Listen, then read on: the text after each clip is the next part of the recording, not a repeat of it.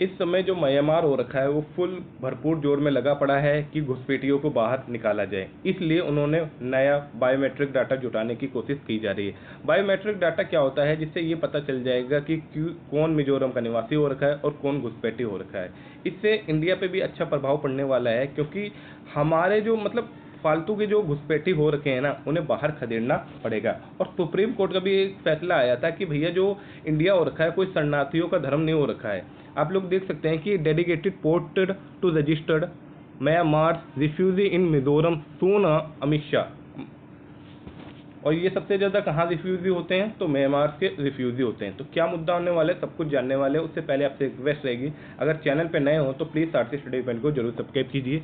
समझते हैं कि मिजोरम सरकार ने म्यांमार के 33,000 से अधिक शरणार्थियों को बायोमेट्रिक डाटा एकत्रित जल्द जुटा देगी। यानी 33,000 लोग आप लोग समझ सकते हैं कि म्यांमार में खाली रह रहे हैं। कहाँ के हैं और रखे हैं, तो ये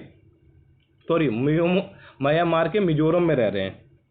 गृह विभाग के अधिकारी ने रविवार को बताया कि केंद्रीय गृह मंत्री अमित शाह ने पिछले सप्ताह नई दिल्ली में मुख्यमंत्री लाल दोहोमा को सूचित किया कि वो मिजोरम में शरण लेने वाले म्यांमार के शरणार्थियों को बायोमेट्रिक डाटा जुटाने के लिए पोर्टल में बदलाव का काम पूरा हो चुका है।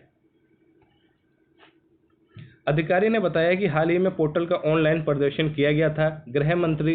गृह मंत्रालय की स्वीकृति के बाद हम बायोमेट्रिक नामांकन शुरू करेंगे।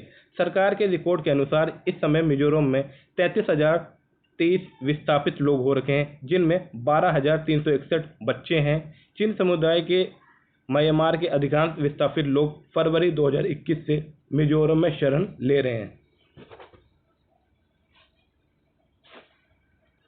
आप लोग देखें तो इधर ये 7 सिस्टर इनको आमतौर पे बोल देते हैं, और यहीं पे मिजोरम हो रखा है जिसके अंदर ये हो हल्ला मच रखा है। इधर से आप लोग विस्तार से देख सकते हैं, इसी को हम लोग 7 सिस्टर बोल देते हैं। म्यांमार कहाँ है, यहाँ से जो रिफ्यूजी आ रखे हैं, क्योंकि ये साइड में सटा हुआ इसी वजह से। अवैध प्रवासियों के बायोमेट्रिक डाटा जुटाने का दिया गया है निर्देश। अप्रैल 2023 में गृह मंत्रालय ने मिजोरम और मणिपुर को अपने राज्यों में अवैध प्रवासियों का बायोमेट्रिक डाटा जुटाने का निर्देश दिया था। केंद्र ने राज्यों को निर्देश दिया कि ये प्रक्रिया सितंबर 2023 के अंत तक पूरी की जाए। बाद में समय सीमा बढ़ा दी गई थी। मिजोरम सरकार ने अनुपयुक्त प्रारूप के कारण इस प्रक्रिया में देरी और गृह मंत्रालय से इसे सुधारने का अनुरोध किया था, क्योंकि पहले के प्रारूप में विभिन्न अनिवार्य प्रमाण पत्रों की मांग की गई थी, जिनमें शरणार्थियों के लिए प्रस्तुत करना संभव नहीं हो पा रहा था। इसी वजह से इसमें सुधार की मांग बोली गई थी, और इसी वजह से इस प्रोसेस में इतना समय लग गया था। गृह मंत्री ने किया मिजो टेरिटोरिज्म आर्मी की योजना का समर्थन। गृह मंत्री अमित शाह ने मिजोरम सरकार के उस प्रस्ताव का समर्थन किया था जिसमें मिजो टेरिटोरियल आर्मी बटालियन की स्थापना की बात की गई थी। नशीले पदार्थों की तस्करी और कानून व्यवस्था से संबंधित अन्य समस्याओं से निपटने के लिए इस बटालियन को बनाया गया है। आप लोग देख सकते हैं ये जॉइंट टेरिटोरियल आर्मी हो रखी है एज एन ऑफिसर की। ठीक है, ये किसके, मिजोरम के प्रस्ताव से संगठित की जा रही है, एक बटालियन बनाई जा रही है।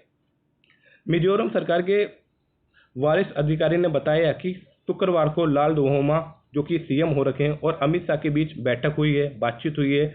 गृह मंत्री ने मुख्यमंत्री लाल दोहोमा को आश्वासन दिया है कि वे राज्य के स्वामित्व वाले लैंगपुई हवाई अड्डे के प्रबंधन को भारतीय हवाई अड्डा प्राधिकरण को स्थानांतरित करने के लिए कार्रवाई की जाएगी। तो ये आश्वासन तो बहुत कुछ देते हैं, लेकिन फिलहाल ये समझ आ रहा है कि दोनों भरपूर जुटे पड़े हैं खदेड़ने के लिए, किन्हें, जो शरणार्थियों के लिए। और वैसे भी यार इंडिया कोई, हमारी खुद 140 करोड़ जनसंख्या हो रखी है, हम लोग किस किस का बोझ उठाएंगे। और फिर ये इंडिया के अंदर आके इंडिया के खिलाफ ही जासूसी करते रहते हैं। अभी आप लोगों ने देखा ही होगा कि पाकिस्तान को इंडिया के लोग 8 लोग जो थे जासूसी करते थे। तो किस तरीके से किस पे भरोसा किया जा सके और किस पे ना भरोसा किया जा सके। तो ये पूरा मुद्दा था। आई होप मुद्दा समझ में आया होगा।